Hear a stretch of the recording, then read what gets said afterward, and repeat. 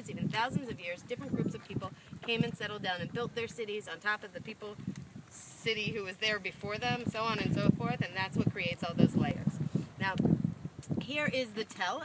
Here on the Tell of Marashah, we have about 3 main distinct time periods represented, and I want to teach you about the basic history involved with those time periods, but I need a volunteer to help me do it. A girl volunteer? Any kind of volunteer. Leanne, is up for it? Go, All right, Liana. come, turn around, face everyone. Let's imagine Liana here is the Tell itself, okay? You can tell because she's kind of, the shape of a Tell is very distinct. It has a flat top and slopey sides. She's very Tell-like, right? Sounds just like her, right? Okay, so we have the Tell here.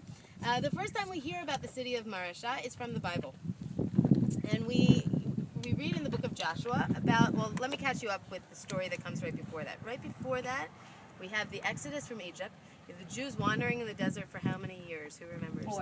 40 years wandering in the desert. Finally, they're allowed to come into the land of Israel. And when they come into the land of Israel, each one of the different tribes is given a specific area of the land to settle. And Marashah is listed among the areas that go to the tribe of Judah. So pick a color. Pink hat? Surprise. Okay. So let's let this pink hat represent that first layer on our Tell, that layer that dates to the Israelite time period, those Jews from the tribe of Judah who came and settled down here about 3,000 years ago. They built a nice little city for themselves. Things were going well until the year 586 BCE. Does anybody know what happened in that year? The temple was destroyed, right? The temple was destroyed. Which temple? First temple. The first temple. So we have the temple destroyed in Jerusalem, destruction layer, okay? In addition with the destruction of the temple, the Babylonians exiled all the Jews who were still living in the land, including the Jews who were living here in Marashah, exiled them, kicked them out, and sent them to live off in Babylon. So this area is laying empty, but no good piece of real estate stays empty for too long. Before we know it, another group of people that come from the southeast of here, they are called the Edomites or the Idumeans. They wander and migrate on up here, and they come and settle down and build their city on the remains of the Israelite city that was here before them. So here we have our second layer on our Tell. This is the Idumean layer, and the Idumeans make a nice life for themselves. They build a nice city. The city grows and expands.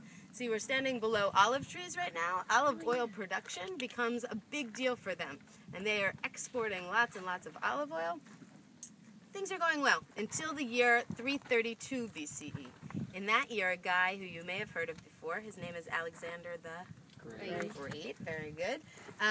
Very great. Alexander the Great, he rolls into the land with his big Greek army, and he conquers the land, ushering in a new period or in a new layer on our Tell. That is the Hellenistic or Greek time period. And he introduces also a totally new concept. Unlike the Babylonians who came before him, who just exiled everybody out of the land, he allowed people to stay here and to continue living here. What did he ask of them, though? In exchange for being able to stay here and continue their lives here in Marashah, he said to them, I need you to start to accept my Greek culture as your culture. So I want you to start maybe dressing like a Greek person. What do Greeks wear? You know? Togas. Okay? I want you to start, maybe you'll start going to the theater. Most significantly, you're going to start worshiping some Greek gods. Okay? For the people who were living here in Marashah, who were already a polytheistic society, they were worshiping many gods anyway, it wasn't a big deal to accept some Greek gods as their own. The Jews who were living in the hills not far from here, it was a big deal for them, and eventually it was such a big deal that they rose up against the Greeks and rebelled against them, and that is the story that we recount every year around December. What, Maccabees? The Maccabees, very nice. The story of Hanukkah. And today you were there in that area, remember? Yeah, nice. Yeah? What does it mean? What do you... So that's a story. We'll get back to that story. I want to refocus us back on our Tell here. During the Hellenistic time period here in Marashah, the population booms. They're very successful. It becomes like a regional capital. And the downtown area, the area around the Tell, is no longer large enough for all of the citizens of the city. And so think about your cities back home. What happens when the downtown becomes overcrowded? Where do people building out to the suburbs? To the suburbs. Okay, so Liana's shoulders here are the suburbs of Marashah. So people start spreading out and building their houses on her shoulders. Those shoulders are really all of the lower hills that are all around us.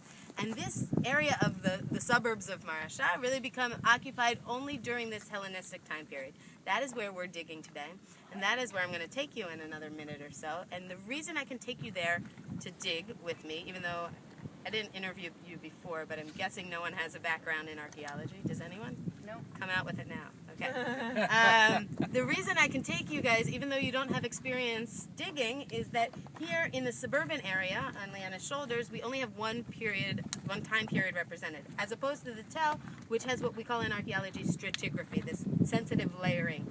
Okay, so here it's a lot less sensitive, and that makes it a great site that people like you can come and dig with us. So we just went through a lot of history in a very short amount of time. Does anybody have any questions? Okay, so let's give Liana a round of applause. You look wonderful. And your hair still looks good. We're going to make